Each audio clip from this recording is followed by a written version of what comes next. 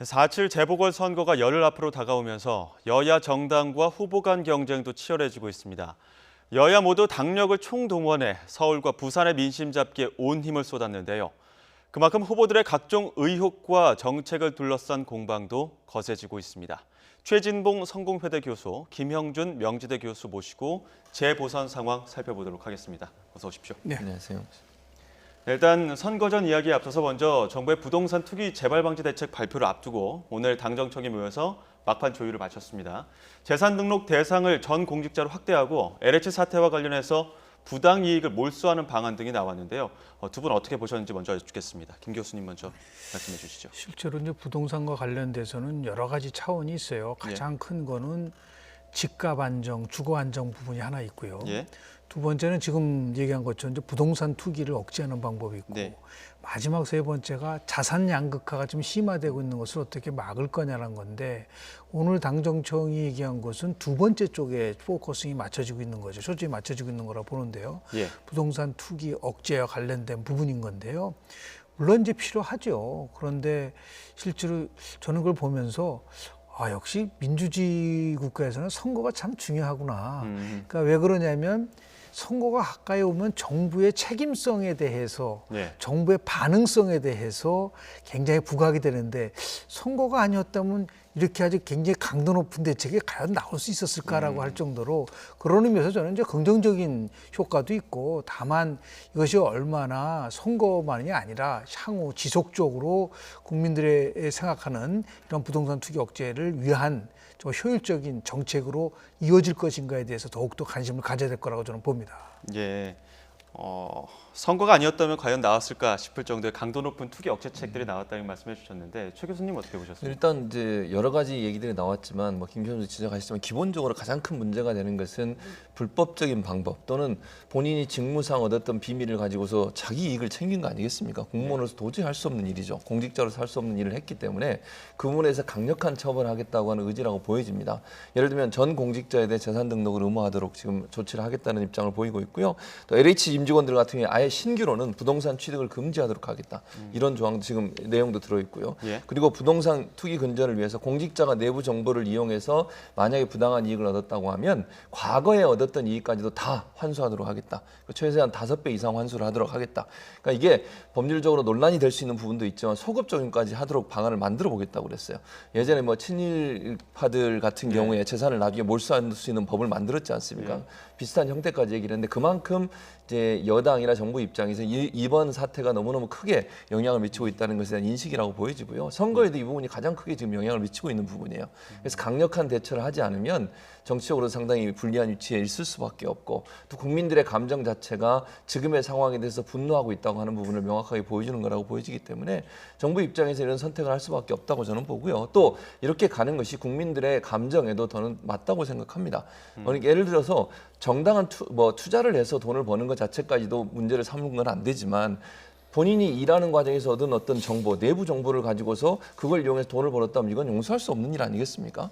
이 문제는 반드시 짚고 넘어갈 뿐만 아니라 재산이 환수될 수 있도록, 이익이 환수될 수 있도록 하는 부분은 반드시 해야 되는 부분이기 때문에 저는 이번 정책이나 이번 추진하려고 하는 이 방향 자체는 맞다고 보고요. 이 부분이 적극적으로 실행이 돼서 국민들의 분노를 좀 이렇게 잠재울 수 있는 그런 방안이 됐으면 좋겠다는 생각이 듭니다.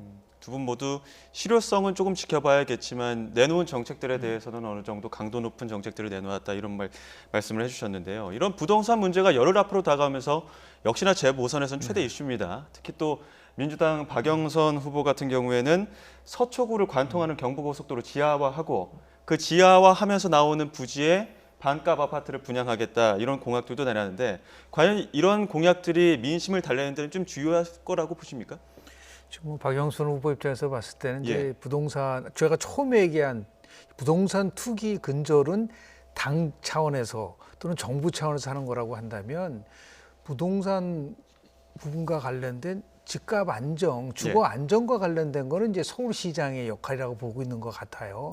그러면서 봤을 때 가장 중요한 거는 공급을 확대하자라는 게 핵심적 사항이고, 아파트 값을 좀 떨어뜨리자는 게 핵심이지 않습니까? 그것을 이제 박영선 후보 입장에서 봤을 때는 추진할 수밖에 없는 건데 두 가지 면에서 이제 충돌이 올 거라고 봐요. 첫 번째는 지금 박영선 후보가 얘기하는 거와 정부의 정책과에 있어서의 조화성, 조율성이 과연 얼만큼 있을 것이냐라는 거 하나 하고요. 두 번째는 과연 서울시장이 할 수 있는 게 어느 정도까지 할 수 있느냐라는 거죠. 당장 뭐 재개발 뭐 해서 재건축 문제만 하더라도 서울시장이 마음대로 할 수 있는 게 아니란 말이에요. 그러니까 어느 정도 국토교통부를 포함해서 조율해야 되고 또 서울시 의회에 관련돼서 있어야 되고 이런 여러 가지 상황이 있는데 이것을 어떻게 조율해 나갈 것이냐라는 문제하고 지금 이제 선거가 실은 얼마 남지 않았기 때문에 과연 이게 그 짧은 기간 내에 발표된 공약에 있어서의 실현 가능성에 대한 문제들 우리가 과거에 매니페스토 운동이라는 걸 참 많이 얘기했었는데요. 실제로 매니페스토의 핵심이라는 것은 실현 가능하고 적절하느냐라는 부분과 더불어서 타임테이블을 만들어 가느냐 이런 부분이거든요. 예. 이것에 대한 것들 공약을 제시하는 건 좋은데 그걸 촘촘하게 과연 어떤 자원 조달은 어떻게 하고 과연 어느 정도 시간을 거쳐서 해야 될 것인가에 대한 나름대로 촘촘한 세부 계획이 없이 그냥 발표를 해버리게 됐을 경우에는 이게 그냥 정말 비리공짜의 공약이 될 가능성도 있기 때문에 이 문제를 더욱더 아마 굉장히 세심하게 이게 아마 제가 볼 때는 앞으로 있을 TV 토론의 핵심적 사항이 될 거라고 저는 봅니다. 그러니까 예를 들어서 박 후보나 아니면 오 후보나 각각 자기가 얘기하는 주거 안정 정책, 부동산 정책이 아마 사활을 걸기 때문에 다음 토론회 때는 이 부분에 대해서 뭐 더 깊이 세부적으로 잘 검토해서 준비해서 나와야 될 거라고 저는 봅니다. 이 중앙정부 정책과에 발을 맞출 수 있을 것이냐, 혹은 현실 가능할 것이냐 이런 문제를 짚어주셨는데 최 교수님께서 어떻게 보십니까? 그런 부분은 이제 검토가 필요하다고 봐요. 물론 중앙정부와 협력해야 되는 부분이 분명히 있겠죠. 아마 박영선 후보 입장에서는 그 부분을 중앙정부에 적극적으로 어필하고 또 설득하고 받아내도록 노력하겠다는 의지라고 저는 보여지는데 사실 재개발 재건축 같은 경우는 오세훈 후보나 박영선 후보나 동일해요. 예. 대신 이제 방법에 약간 차이가 있는 거거든요. 오세훈 후보는 완전 민간에게 맡겨서 시장에 맡겨서 민간이 하도록 하자는 것이고 박영선 후보는 민간과 공공이 함께 참여하는 재개발 재건축을 하자는 것이고 또 재개발 재건축에 먼저 우선적으로 오세훈 후보는 이제 민간이 그냥 시장에서 자율적으로 하게 하자는 거고 박영선 후보 입장에서는 30년 이상 된 임대주택 아파트들을 먼저 하고 개발 이익이 생기면 그 개발 이익이 일부는 공유하는 쪽으로 하자. 개발 이익을 아파트 주민들만 다 가져가는 것에 대해서 반감이 있을 수 있으니 그 부분을 좀 나누자. 이런 얘기 약간 차이가 있긴 해요. 다만 재건축 재개발 문제는 뭐 두 후보 다 모두 다 하겠다고 지금 얘기를 하고 있는데 어느 후보가 하는 것이 더 주장하는 것이 더 타당하냐는 문제는 이제 뭐 국민들 또 시민들이 판단하실 문제라고 보여지고요. 정부 안에 일정 부분 이건 협의가 분명히 필요한 부분이에요. 그래서 이런 정책을 공약을 내지만 공약을 내고 나서 정부가 그러면 적극적으로 협력하는 부분에 대한 설득 또 함께 이루어져야 되는 부분은 분명히 있는 거라고 보여집니다. 이 부분도 한번 여쭤봐야 될 것 같아요. 지금 김 교수님께서도 이제 정부 정책과에 발을 맞출 수 있을 것이냐 이런 말씀을 해주시면서 뭐 지금 최 교수님께서는 재건축 재개발 이야기까지 하셨는데 이 재건축 재개발 관련해서도 지금 박영선 후보 일부 찬성을 합니다. 공공 주도가 아니더라도 민간 주도에 어느 정도 찬성을 한다는 입장입니다. 이러한 입장이 지금의 정부 정책과는 조금 결이 다르기 때문에 과연 이러한 정책들을 정부 정책과 결이 다르면서도 서울시장으로서 수행할 수 있을 것이냐 이런 부분에서는 좀 의문점이 있는 거거든요. 그러니까요. 그래서 제가 아까 말씀드린 것처럼 기본적으로 박영선 이제 후보가 시장이 된다고 하면 그 부분을 설득을 해야 되는 거죠. 사실은 중앙정부를 설득해 중앙정부가 이 부분에 대해서 일정 부분 좀 양보하도록 만드는 작업이 필요한 건데 그건 이제 본인의 역량이라고 저는 생각을 해요. 물론 이제 시민들이 볼 때 그러면 이게 가능성이 전혀 있느냐 없느냐 이렇게 얘기하면 지금 당장 상황에서 몇 % 가능성이 있습니다 이렇게 얘기할 수 있는 상황은 아니죠. 다만 이거는 박영선 후보가 만약에 시장이 된다고 하면 본인이 공약을 했으니 그 공약을 실천하기 위해서 중앙정부를 적극적으로 설득하고 그 부분에 있어서 일정 부분 중앙정부와의 조율이 반드시 필요한 부분이라는 생각이 드는 거죠. 그래서 지금 상황에서는 유권자들이 판단할 때 그런 의지를 가지고 중앙정부를 설득하겠다는 마음을 가지고 정책을 추진하겠다고 하는 저는 발표라고 보여지거든요. 차후에 어떤 일이 일어날지에 대해서는 본인이 얼마나 그 공약을 잘 실천하는 문제라고 저는 보고 지금 상황에서 그렇다고 해서 100% 중앙정부와 합의해서 공약을 발표할 수 있는 상황은 아니라고 봐요. 왜냐하면 오세훈 후보도 마찬가지. 오세훈 후보가 만약에 시장이 된다 한들 그러면 중앙정부와 또 협의를 해야 되지 않겠습니까? 결국 동일한 상황이기 때문에 얼마나 더 적극적으로 중앙정부를 설득해서 중앙정부의 어떤 그 합의를 이끌어내느냐 이런 능력의 차이라고 보여집니다.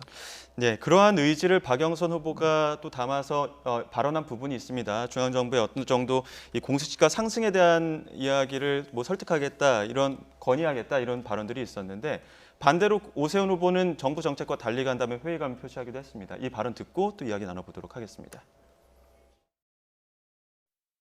서민들의 경우에는 이런 부분에 있어서 코로나19의 상황을 좀 반영해야 되는 거 아니냐 이런 생각으로 9억이라는 상황을 제가 설정을 한 것입니다. 네. 만약에 박영선 후보가 서울시장 되면 문재인 정부의 주택정책을 안 따라가고 자기 혼자 다른 정책 펼 수 있겠습니까? 아니요. 저는 불가능하다고 생각합니다. 맞죠? 지금 듣고 오신 발언은 재건축 재개발과는 조금 다르긴 하지만 지금 공시지가가 계속 상승이 되다 보니까 여기에 일부 제한을 두겠다 이렇게 얘기를 한 거고요. 또 현 정부 같은 경우에는 공시지가 현실화 로드맵도 발표하지 않았습니까? 이런 부분에서 봤을 때는 오세훈 후보는 과연 중앙정부와 정책을 맞출 수 있겠느냐 이런 회의감을 나타낸 건데 이 부분 어떻게 보십니까? 이게 정말 이게 간단한 문제가 아니잖아요. 세금과 관련된 문제인데 이게 서울시장이 주도할 수 있는 부분이 과연 어느 정도가 될 것인가. 물론 당정청 협의를 통해서 하는 부분들도 있을 수는 있겠죠. 예. 그런데 제일 중요한 것은 뭐냐면 문재인 대통령이 과거 김현미 전 장관에서 변창흠 장관으로 바꾸면서 공급 주도형의 새로운 주택 정책 기조를 바꿨고 그리고 공공주도형으로 지금 완성을 하라고 시한부로 위임시킨 상태란 말이죠. 이런 상태에서 충돌해 올 수밖에 없는 부분들이 있지 않겠습니까? 그리고 더 나가서 지금 공시지가를 하여튼 간에 어떠한 나름대로의 비판도 있지만 정부가 지정해 놓은 것을 따라가야 되는 것이 국민들로부터 정책 신뢰도를 줄 수 있는 부분인데 이게 다시 또 흐트러진다고 한다면 정부에 대한 신뢰도는 뭐 그야말로 특히 임기 말인 경우인데요. 아주 굉장히 추락할 수밖에 없는 부분들이 있기 때문에 물론 이제 선거가 끝나고 나서 먼저 박영선 후보가 만약에 승리한다면 본인이 얘기하는 공약 문제와 관련돼서 종합적으로 검토하고 다시 한번 정부의 주택 또는 다양한 부동산 정책과 관련돼서도 전면 재검토를 할 수 있다고 하는 것을 암시하는 거기 때문에 이건 단순하게 지금 선거용이 아니라고 저는 봅니다. 그런 의미에서 볼 때 고심이 있어서 나온 거지만 실제로 그 이후에도 상당히 나름대로 갈등의 여지가 있는 부분들도 있어서 이거는 이제 오세훈 후보는 이제 그 부분을 지적한 부분이 있는 거죠. 과연 따라갈 수 있겠느냐 부분이 있는데 정치라는 거는 만드는 겁니다. 그 조정하는 거기 때문에 이것이 이제 오세훈 후보든 아니면은 뭐 박영선 후보든 일단 시장이 됐을 때 현재보다는 분명히 다른 방향으로 이 문제를 풀어가야 된다는 그런 숙제가 있고 부동산과 관련돼서는 제가 볼 때 오세훈 후보나 박영선 후보나는 합의쟁점으로 간 거예요. 서로 똑같은 이러한 그 이슈를 가지고 가기 때문에 엄밀하게 따지면 국민들이 어느 것이 낫고 어느 것이 좀 틀리다고 판단하기가 좀 어려울 정도로 다 같이 뭐 공급을 강조하고 재개발 재건축을 예고를 하고 있기 때문에 차별성을 갖기가 좀 쉽지는 저는 않을 거라고 저는 봅니다. 예, 어쨌든 그 두 후보의 어떤 정책들이 결이 비슷하기 때문에 이게 뭐 좋고 나쁘고를 따지는 게 아니라 이거 실현 가능할 것이냐 그렇습니다. 이런 부분을 좀 따져봐야 될 것 같은데 유세 현장도 조금 다시 이야기해봐야 될 것 같습니다. 오늘 두 후보가 강남 지역을 찾았는데 박영선 후보 같은 경우에는 민주당의 험지를 찾은 것입니다. 찾아서 이제 부동산 이슈를 가장 집중적으로 이야기를 했는데 과연 이 험지를 찾아서 부동산 이슈를 뭐 화두로 꺼낸 것 이런 어떤 전략이 있다고 볼 수 있을까요? 그러니까 아무래도 지금은 이제 어쨌든 여론조사 결과를 보면 박영선 후보가 좀 쫓아가는 입장이잖아요. 그런 상황이라고 하면 뭐 험지든 어디든 가서 사람들의 지지를 끌어와야 되는 상황일 수밖에 없어요. 강남 지역 같은 경우야 전통적으로 보수층의 지지가 좀 두터운 곳이긴 하지만 그럼에도 불구하고 거기 있는 분이라도 어쨌든 끌어들여야 되는 거잖아요. 그런 차원에서 본다고 하면 이제 강남 지역의 가장 큰 화두 중에 하나가 재건축, 재개발 아니겠습니까? 그래서 그런 화두를 던졌다고 보고 또 하나는 이제 젊은층, 청년들을 대상으로 한 메시지를 던질 수밖에 없어요. 최근에 지금 여론조사 결과를 보면 20, 30대에서 지지층이 많이 빠진 걸로 보입니다. 그러니까 진보 진영을 지지했던 많은 20, 30대들이 실망하고 돌아서서 결국 지지를 철회하는 쪽으로 갔거든요. 그래서 이제 이 젊은 세대들 특히 이제 아까 말씀하신 공시지가 문제도 9억 원 이하의 공시지가에 한해서 제한적으로 하는 거죠. 9억 원 이하의 공시지가에 한해서만 10%로 상한율을 좀 정하자. 10% 이상 올라가면 왜냐하면 지금 서울의 집값이 잘 아시는 것처럼 지방하고 좀 다르게 뭐 서민들이 살고 있는 아파트도 뭐 가만히 있어도 그냥 집값이 오르잖아요. 그러다 보니까 공시가가 상승하면 결국 이제 전문층이나 아니면 20, 30대 이제 새로 집을 사신 분 이런 분들이 피해를 보는 상황이 생길 수 있으니 그런 부분에 대해서 좀 더 적극적으로 필요한다고 저는 봐요. 아마 선거 전략일 수도 있다고 저는 보고요. 또 하나는 이런 일들도 실제적으로 검토가 필요한 부분이긴 해요. 예컨대 공시가가 물론 이제 정책적으로 공시가를 쭉 진행해 가고 있습니다만 이게 그 정말 서민들에게 피해를 줄 수 있는 상황이라고 하면 이 부분에 대한 검토는 필요하지 않겠나는 생각이 개인적으로 저는 있습니다. 물론 그게 정부가 전체로 추진한 공시가 전체 어떤 그 로드맵에서 크게 문제가 된다면 뭐 그 부분을 받아들이는데 어려움이 있을 수 있겠지만 그럼에도 불구하고 정말 일정 부분 피해가 생기는 부분을 좀 보완해 준다는 차원에서 정책이 일정 부분의 변화를 추구한다고 하면 그 부분도 검토할 수 있는 상황은 아니겠나는 생각이 드는데 모르겠습니다. 이건 이제 박영선 후보가 이런 정책을 하겠다고 얘기를 했으니 이건 이제 중앙정부와 잘 협의해서 만약 된다고 하면 본인 시장이 그런 부분들이 좀 조정될 수 있도록 하는 노력을 해야 될 것이다 이런 생각이 듭니다. 공약에서 어느 정도 조정해야 될 부분까지 있다 말씀해 주셨는데 오늘 유세 현장에서 또 이런 뭐 재건축, 재개발 이런 문제까지도 같이 포괄적으로 짚었다는 말씀까지 덧붙여 주셨습니다. 반대로 오세훈 후보 같은 경우에는 텃밭을 찾아서 부동산 이슈보다는 정권 심판을 좀 강조하면서 굳히기에 나섰는데 이 오세훈 후보의 굳히기 전략은 어떻게 보셨습니까? 본인이 지금 조금 앞서고 있기 때문에 선거라는 건 이제 막판까지 어떻게 전개될지 전혀 모르거든요. 예. 그렇든 현재 우세하다는 것은 사실이고 그것을 어떻게든 간에 유지하려고 한다고 한다면 현재 이렇게 지지율이 좀 차이가 나는 여러 가지 요인 중에서 가장 큰 요인은 정권 심판론이 빠르게 부상하고 있다는 그 부분이 있어요. 그래서 이제 뭐 어떤 경우는 이렇게 무슨 컨벤션 효과라는 것이 분명히 존재한다는 것이 있다고 하더라도 이렇게 빠르게 그 부상한 이유 중에 하나는 신 정부의 정부 정책이라든지 부동산 포함해서 여러 가지 정책에 대한 이제 심판에 대한 비유중이 점점 높아지고 있는 게 사실이거든요. 이런 것을 어떻게 이제 가져갈 거냐는 부분들하고 또 실제로 보면은 왜 이제 이게 굉장히 여당한테 그 곤혹스러운 거냐면요. LH 사태는 단순한 부동산 투기의 문제가 아니에요. 왜냐하면 그 본질은 반칙과 불공정. 그러면 결국은 이 정부가 추구하고 있었던 공정과 정의라는 것이 무너졌다는 것을 얘기를 하고 있기 때문에 현 정부의 정체성이 엄청나게 훼손돼서 결국은 중도층을 포함해서 20, 30대가 움직이는 부분들이 있단 말이에요. 그거를 이제 오세훈 후보가 정확하게 파악을 해서 정권 심판론에 대한 불을 계속해서 지피는 그런 식의 전략으로 갈 수밖에 없고 그것이 어느 정도 주요하다고 이제 판단을 하고 있는 것은 아닌가라는 생각을 좀 합니다. 지금 야권 후보 단일화 이후에 서울시장 보궐선거 판세가 오세훈 후보가 20%포인트 가까이 지금 박영선 후보를 앞서고 있습니다. 이러한 부분이 이제 정권 심판론 혹은 이 현 정부가 추구하는 정체성이 훼손됐기 때문이라고 보시는 거죠? 저는 이제 그게 가장 큰 원인이라고 좀 봐요. 그래서 처음에 LH 사태가 터졌을 때 정부의 대응이 초기 대응이 굉장히 미숙했고요. 뭐 하다못해 뭐 변창흠 장관을 조기에 사퇴시켜버리든지 그런 상황 속에서 또 대통령이 부동산 적폐청산이라는 말을 하다 보니까 아니 이 정부에서 탄생한 부동산이 투기가 나왔는데 왜 전 정부를 얘기하느냐 그런 것들이 오히려 더 이 사태를 더 악화시켰던 부분들이 좀 있었어요.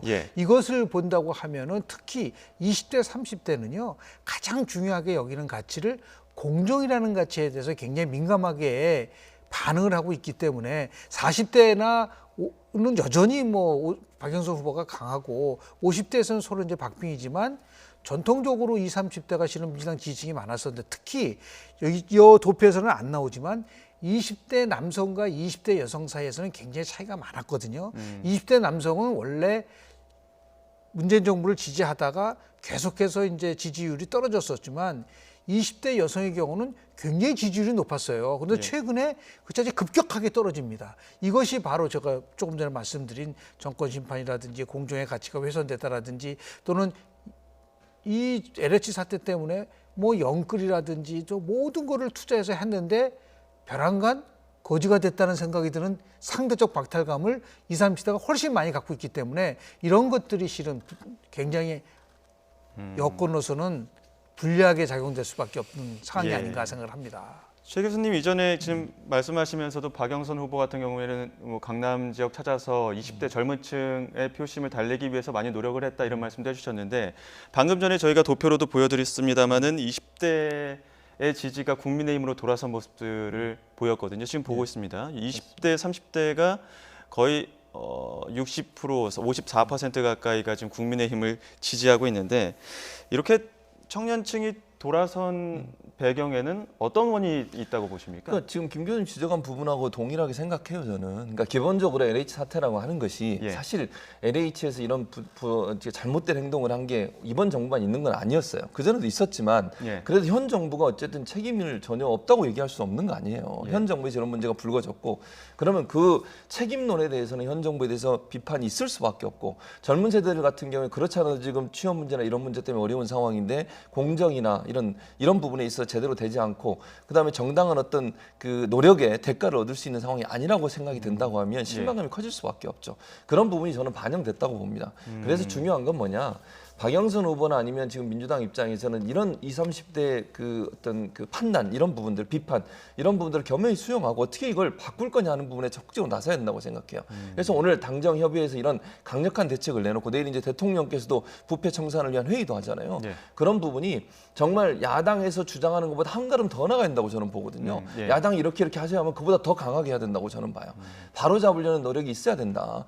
그러니까 처음에 이 문제 터졌을 때 더 강력하게 하지 못했던 것에 대한 후회가 남는 부분도 있고요. 앞으로 그러면 이런 문제, 공정하지 않는 문제를 해결하기 위해서 어떤 노력을 할 거냐 하는 부분을 정말 강력한 대책을 세우고 실행하는 과정을 통해서 신뢰를 심어줘야 돼요. 그러니까 떠나버린 신뢰를 다시 찾아오지 않으면 20, 30대는 다시 지지하지 않는다는 거죠. 그래서 첫째는 이런 부정과 부패를 척결하기 위한 다양한 형태의 노력과 뼈를 깎는 노력이 반드시 필요하고 두 번째는 젊은 층들이 그런 기회를 가질 수 있도록 해야 되지 않겠어요? 공급 대책도 그런 부분의 하나라고 저는 보는데 그래서 부동산 공급 대책이 잘 진행돼서 공공임대나 이런 부분들 잘 진행이 돼서 이런 분들이 집을 가지고 또 생활할 수 있는 터전을 만들어주는 것. 이 두 가지가 병행되지 않으면 떠나간 20, 30대의 민심을 찾기는 상당히 어려울 거다. 그래서 저는 더 강력하게 이 문제에 대한 대책을 정말 사람들이 일반인들이 생각하는 것보다 한 걸음 더 나가는 대책이 반드시 있어야 된다고 저는 봅니다. 예, 야당의 비판보다 훨씬 앞서서 강력히 수용하고 더 다양한 대책들을 내놔야 된다. 그렇습니다.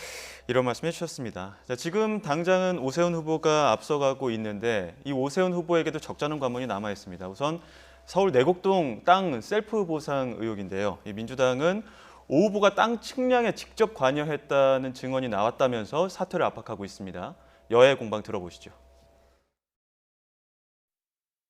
그때 측량할 때 오세훈 후보가 그 자리에 있었다 왔었다 점심도 함께 먹었다 이렇게 증언하고 있잖아요. 구체적 입증 자료도 제시하지 않은 채 15년이 더 지난 불명확한 기억에만 의존해 일방적으로 보도하였습니다. 지금 이 이야기가 국민의힘은 의혹을 보도한 KBS 검찰을 고발하겠다 이렇게 입장을 밝히기도 했지만 오 후보 측에서는 지금 만약에 사업지구 지정에 자신이 조금이라도 관여한 의혹 혹은 증언이 있다면 사퇴하겠다, 후보 사퇴하겠다 이런 발언이 있기 때문에 지금 이런 측량에 직접 갔다 이런 얘기까지 나온 상황이라면 사퇴해야 되는 거 아니냐 이런 주장이거든요. 이 부분에 대해서는 어떻게 보십니까? 이건 상당히 좀 심각한 문제가 될 수 있다고 저는 봐요. 그러니까 오세훈 후보는 간 적도 없고 측량 현장에 있었지도 않았다 이렇게 얘기를 하고 있는데 지금 말씀하신 것처럼 본인이 안철수 당시 후보하고 토론회 하면서 이런 문제에 개입했다고 하면 본인은 사퇴하겠다, 후보 사퇴하겠다 이런 얘기까지 했어요. 그러니까 민주당 입장에서는 거짓말 논란을 계속 이제 얘기를 하고 있는 건데요. 오늘 또 KBS가 추가 보도를 했습니다. 추가 보도 내용을 보면, 그러니까 어제 보도한 내용을 보면 경작을 하고 있는 분들, 실제 그 땅에서 농사를 짓고 있는 분들의 증언을 주로 다뤘고요. 거기에 대해서 오세훈 후보 측에서 고발 고소까지 했는데 그러고 나니까 오늘은 또 어떤 분이 인터뷰를 했냐면 그 당시에 이제 측량을 했던 분이에요. 예. 그 당시에 땅을 측량했던 국토정보공사에서 측량을 했는데 3명이 거기에 측량한 걸로 나와 있습니다. 서류에 보면 3명이 측량을 했는데 3명을 모두 인터뷰를 했는데 2분 같은 경우에는 잘 기억이 나지 않는다고 인터뷰를 사양을 했고 한 분이 이제 인터뷰를 했는데 그분이 팀장이었대요. 측량 팀장인데 KBS 보도 내용입니다. 제가 말씀드리고 있는 것은 그 측량 팀장의 말에 따르면 오세훈 후보가 워낙 유명해서 본인이 알고 있었고 얼굴이 분명히 오세훈 후보가 맞다라고 얘기를 했고요. 측량 현장에 와서 측량이 끝나고 설명해 주니까 알았다라고 얘기했다고까지 얘기했습니다. 그리고 이제 동일한 증언은 이거예요. 예를 들어 경작인들이 말하는 것과 이 측량 팀장이 말하는 게 동일한 점은 두 사람이 왔다. 그 중에 한 분은 오세훈 후보의 장인 맞다. 이거는 이제 오세훈 후보 측도 인정한 부분이에요. 오세훈 후보 측은 장인과 큰 처남인 송모 씨가 갔다고 주장을 하고 있고, 지금 이제 KBS 보도 같은 경우에는 오세훈 후보와 그 다음에 장인이 함께 갔다고 얘기를 하고 있는데, 옷을 입었던 것에 대해서도 하얀색 옷에 선글라스를 끼웠다. 이 부분은 이제 동일하게 두 증인이 같은 얘기를 하고 있거든요. 예. 그래서 이 부분은 이제 오세훈 후보는 계속 아니라고 주장을 하고 있고, 지금 이렇게 KBS 보도에서 인터뷰하신 분들은 본인은 봤다고, 오세훈 후보가 맞다고 얘기를 하고 있는 상황이기 때문에 의견이 지금 충돌하고 있습니다. 뭐 진실에 대해서는 제가 여기서 단언할 수 있는 상황은 아니라고 봅니다만, 예. 그럼에도 불구하고 이 이슈는 앞으로도 오세훈 후보의 거짓말 논란으로 계속 번질 가능성이 있고요. 또 본인이 토론회에서 사퇴하겠다고 얘기했던 그 말 때문에라도 더 큰 이제 논란을 불러일으킬 수 있는 요소로 작용할 수 있다는 생각은 듭니다. 예, 더 큰 논란을 불러올 수 있는 요소다 말씀해 주셨는데 김 교수님께서 어떻게 보셨습니까? 실제로 본인이 뭐 이 부분에 대해서 내부 증언이 있으면은 사퇴하겠다까지 얘기를 했기 때문에 예. 굉장히 이제 곤혹스러운 거를 넘어서서 결국은 진실 공방으로 갈 가능성이 이제 크다고 보고요. 예. 근데 선거는 뭐 한 2주도 남지 않은 상태이기 때문에 이 문제는 아마 선거가 끝나고 나서도 계속해서 쟁점이 될 가능성이 있는데, 다만 제가 이제 걱정스러운 부분들을 좀 말씀을 좀 드리면, 대한민국 선거에서는 꼭 의혹을 제기해서 나중에 보면은 의혹이 거짓으로 드러나는 경우가 좀 많았었어요. 김대호 병역 의혹 사건 기억나시잖아요. 예. 유죄 판결을 받았습니다. 지금 지금 민주당 의원이 20만 달러를 당시 이해창 총재가 받았다고 해서 얘기했다가 또 형을 받았어요. 가장 대표적인 2011년도 10월 20일 날 당시에 나경원 후보가 1억 피부 샵을 다닌다고 해서 문제가 된 적이 있었습니다. 그런데 실제로 조사를 해보니까 550만 원 지불한 거로 해서 경찰 보고가 나왔단 말이에요. 그러니까 이게 선거 때 이런 식으로 해서 자꾸만 이제 정말 객관적이고도 검증을 확실하게 하는 부분 속에서의 증거가 나오지 않으면 이건 그냥 공방으로 끝나는 경우가 많기 때문에 이게 결국은 이제 선거에 있어서는 유권자가 결국은 최종적으로 이제 판단을 할 문제라고 좀 보지만, 어쨌든 간에 서로 이제 책임지는 그런 모습을 이제 보일 수밖에 없는 부분들이 있기 때문에요.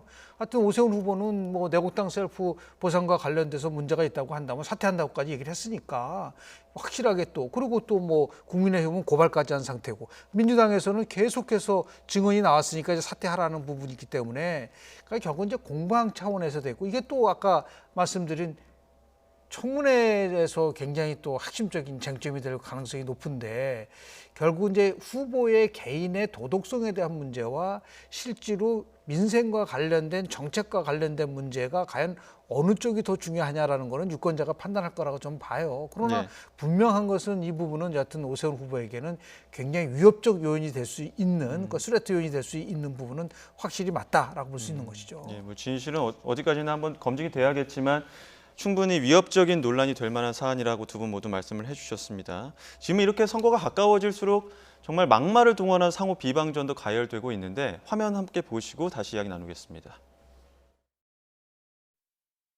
자기가 개발 계획 승인해놓고 내가 안 했다 이렇게 거짓말하는 후보 쓰레기입니까 아닙니까? 아닙니다. 쓰레기입니다. 아무리 좋게 표현해도 실패한 정부입니다. 실패한 대통령입니다. 주택 가격 오르는 건 정말 그거는요, 천추에 남을 큰 대역 죄라고 해도 그거는 과언이 아니에요.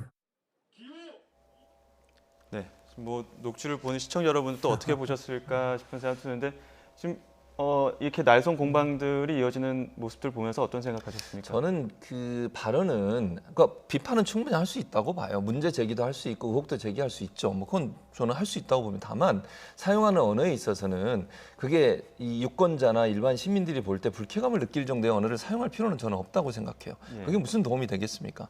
쓰레기라는 발언도 저는 그런 발언을 할 필요가 없다고 생각해요. 그냥 비판하면 되는 거잖아요. 정말 거짓말했다. 이 문제니까 이 의혹 풀어달라. 진실을 얘기해달라. 이렇게 얘기할 수 있는 거 아니겠습니까? 그 단어를 꼭 그렇게까지 써야 되는지 저는 개인적으로 이해가 안 되고요. 오세훈 후보도 대통령에 대해 중증 치매 환자다. 이렇게 얘기를 하는 것이 과연 도움이 될까요? 저는 별로 도움 안 될 거라고 봅니다. 그러니까 비판을 할 수 있잖아요. 정부에 대한 비판도 하고 실패한 정책으로 비판도 할 수 있고 뭐 그걸 하지 말라는 게 아니잖아요. 예. 사용하는 단어에 있어서 예를 들면 이런 치매 환자 같은 경우는 지금 치매를 앓고 있는 분들 가족들 같은 경우는 또 아픔이 얼마나 크겠습니까? 그래서 저는 언어 사용이요. 결국은 막판에 가서 이런 요소 때문에 감점이 되는 거예요. 본인한테 마이너스가 되지 절대로 도움이 안 됩니다. 비판을 하는 것을 그 어떤 특정한 단어라든지 아니면 특정한 질병에 비유해서 얘기하는 것들이 전혀 도움이 저는 안 된다고 생각해요. 그래서 제가 볼 때는요. 본인이 하고 싶은 말을 정말 조리 있게 또 논리적으로 잘 설명하고 비판을 할 수 있지만 내용들 자체가 사람들에게 불쾌감을 주거나 아니면 일반적인 상식 수준에서 받아들이기 어려운 정도의 단어를 사용하는 것은 누가 됐든 그건 절대로 도움이 안 된다. 저는 그렇게 생각합니다. 예, 뭐 시청자 여러분들도 뭐 같은 입장이시지 않을까 싶은 생각도 드는데 시간이 부족하기 때문에 저희 이제 부산 시장 선거 상황 살펴보도록 하겠습니다. 역시 국민의힘 박형준 후보가 큰 차이로 우위를 보이고 있습니다. LCT 의혹, 여당의 총공세를 받고 있는데도 견고한 상황인데 지금 이렇게 견고한 지지율이 나오는 배경에는 어디에 있다고 보십니까? 부산은 서울보다는 훨씬 더 야권 성향이 이제 강한 지역이라는 부분들도 있고요. 예.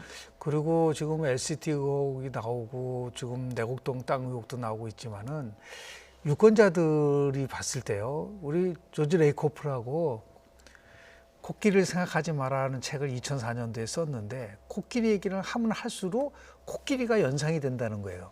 코끼리는 공화당을 얘기를 하는 건데 예. 레이코프는 왜 그러면 지금 민주당이 실패하는 얘기를 설명하기 위해서 후보들의 투기 의혹을 얘기하면 얘기할수록 사람들이 LH 사태 의혹을 생각한다는 거예요. 예. 이게 굉장히 그 언어학자인 레이코프가 얘기한 저는 그 레이코프의 가설이 지금 맞춰져 있는 것이 아닌가.